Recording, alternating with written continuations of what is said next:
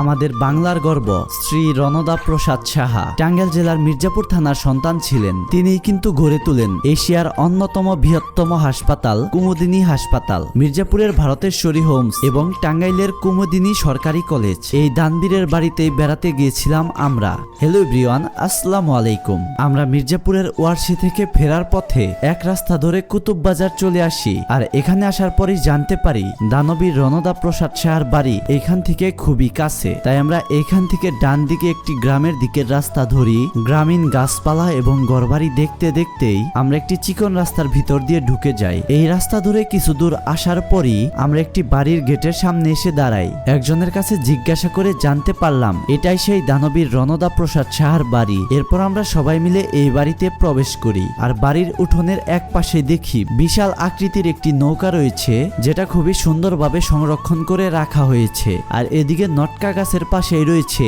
রণদা প্রসাদ সাহার ঘর, এখানেই তিনি বসবাস করতেন। আর এইদিকে নৌকার সামনে একটি বড় জিনিস রয়েছে, পরবর্তীতে জানতে পারি এটাকেই বলা হয় রথ।